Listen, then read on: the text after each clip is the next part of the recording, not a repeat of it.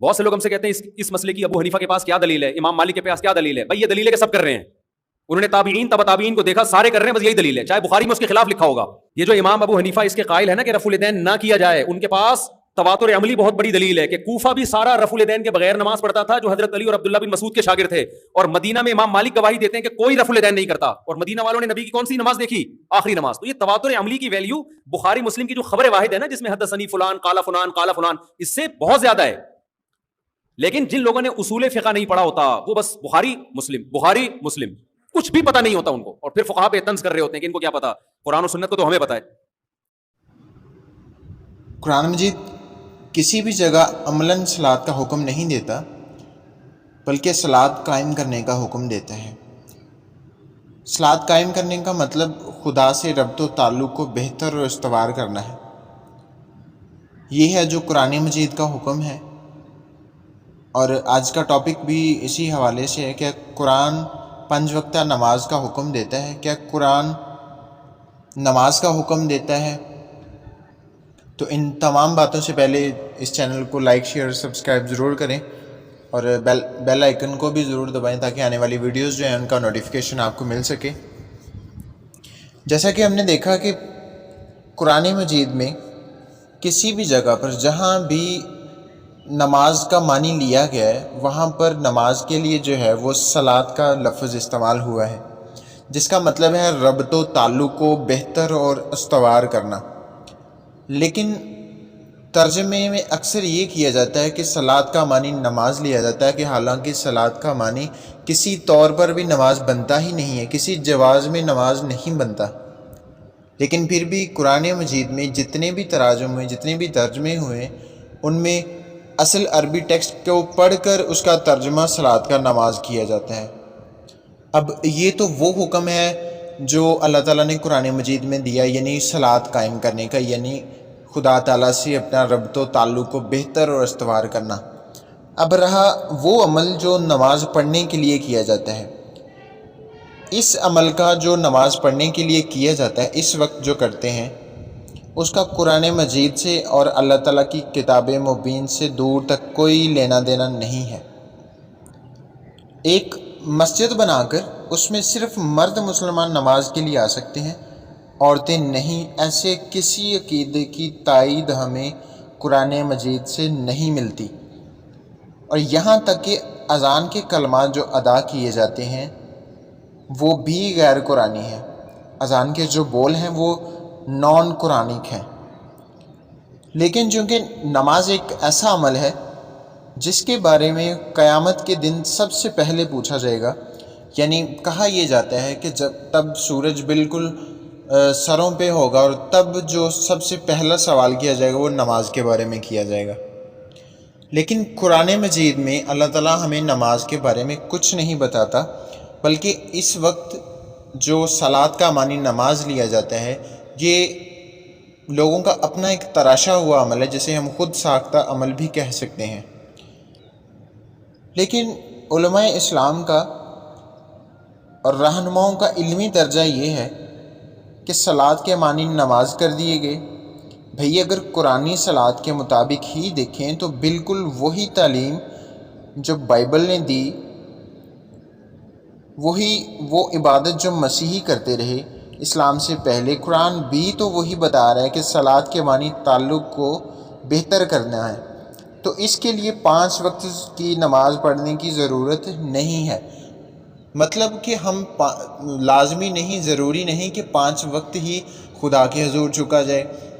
سجدہ کیا جائے. ضروری تو نہیں کہ انہی 5 وقت میں اور انہی مخصوص جو اوقات ٹھہرائے گئے انہی میں خدا تعالیٰ کے حضور جایا جائے,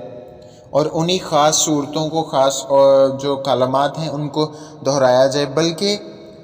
برعکس اس کے خدا تعالیٰ کو یاد کرنے کا اور اسے ربط و تعلق قائم کرنے کا اور اس سے بات چیت کرنے کا جو عمل ہے وہ کسی بھی وقت کہیں پہ بھی بیٹھ کر کیا جا سکتا ہے. یعنی آپ اپنے گھر میں ہیں, باہر ہیں, چل رہے ہیں, پھر رہے ہیں, سو رہے ہیں, لیٹے ہوئے ہیں, تو کام کر رہے ہیں, آپ کسی بھی وقت خدا کو یاد کر سکتے ہیں. آپ اس کے ساتھ اپنا تعلق جو ہے اس کو بہتر کر سکتے ہیں. اور جیسے ہمیں پتہ چلتا ہے کہ ببلیکلی بھی یہی تعلیم ہے، اور وہاں جو ببلیکلی یعنی پہلے کے لوگ اور اس وقت جو مسیحی لوگ ہیں وہ جو جیسے ان کا عبادت کا طریقہ کار ہے، سیم قرآن مجید اگر صلات کے ہی معنی ہم لیں، صلات کے جو اصل معنی ہے اس کو ہم دیکھیں، نہ کہ جو نماز کیا جاتا ہے اس کو دیکھیں، جو صلات کا معنی ہے اصل اس کو دیکھیں، تو وہ اس کا معنی بالکل ان کی عبادت گاہوں میں جو عبادت کی جاتی تھی وہ بالکل اس کے عین مطابق ٹھہرتا ہے۔ یعنی 5 وقت نماز پڑھنا، 5 وقت خاص کلمات کو دہرانا، 5 وقت مسجد میں جو ہے وہ اذان کے کلمات دہرانا یہ ضروری نہیں ہے، اور نہ ہی قرآن مجید اور اللہ تعالیٰ ہمیں ان تمام باتوں کا اور تمام کلمات کا حکم دیتا ہے۔ اصل میں یہ تمام سوالات اور تمام جو تنقیدیں اس لیے اٹھتی ہیں اور اس لیے کی جاتی ہیں کیونکہ دعویٰ یہ کیا جاتا ہے اہل اسلام کی طرف سے کہ جو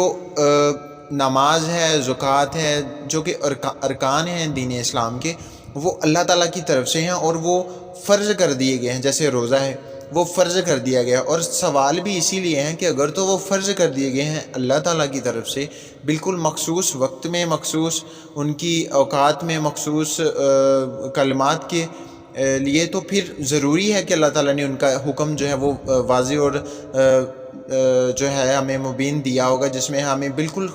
صاف پتہ چلے کہ یہ حکم اللہ تعالیٰ نے دیا اور یہ ایسے ماننا ہے اور اس کا طریقہ کار یہ ہے، اور بالکل یہ حکم ہمیں قرآن مجید میں ہی ملنا چاہیے کیونکہ قرآن مجید اللہ تعالیٰ کی کتاب ہے اور اللہ تعالیٰ کا کلام ہے، اور اسی میں ہی ہمیں یہ تمام احکام جو ہیں وہ ملنے چاہیے۔ حالانکہ برعکس اس کے جب ہم دیکھیں تو کسی بھی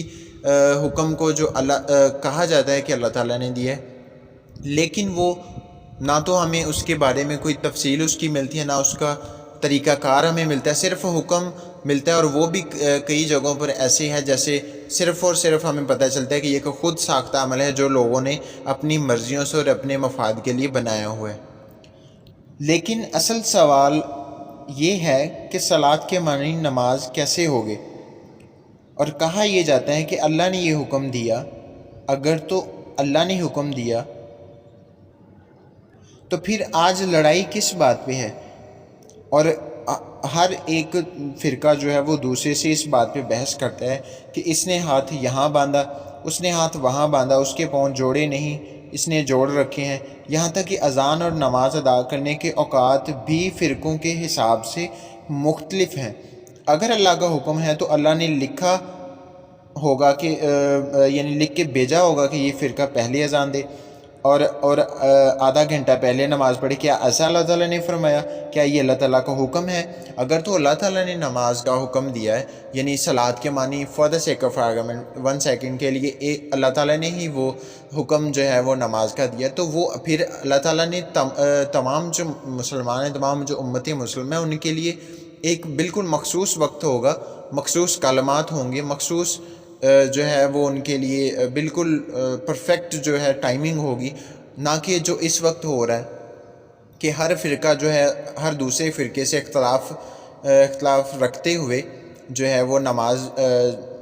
جس طرح بھی نماز کے معنی میں لیتے ہیں اس کو ادا کرتا ہے۔ پھر اور یہاں تک کہ رفع الیدین پہ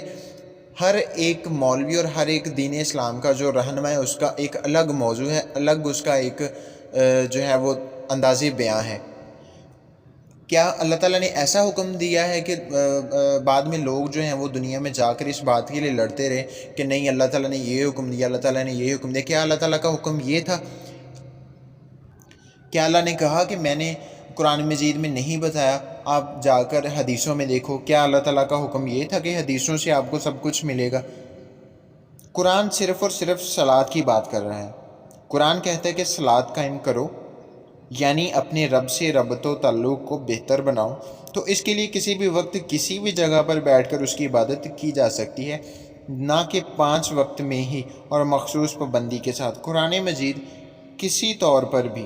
ان تمام باتوں کی اجازت نہیں دیتا، اور ہمارے علماء صدیوں سے یہی کرتے چلے آتے ہیں اور آج بھی یہی کر رہے ہیں، اور کوشش بھی نہیں کرتے کہ انہیں صحیح بات کا پتہ چلے،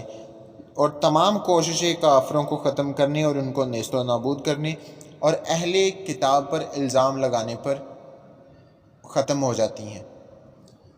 اور ان تمام باتوں کا قرآن مجید سے کوئی تعلق نہیں۔ اگر تو بات کی جائے اللہ تعالیٰ کی مبین کتاب کی یعنی قرآن مجید فرقان حمید کی، تو اس میں نماز کے بارے میں اور ان تمام جو باتیں جو آج ہم نے کی ان کے بارے میں بالکل بھی ہمیں کسی طور پر بھی کوئی ذکر نہیں ملا۔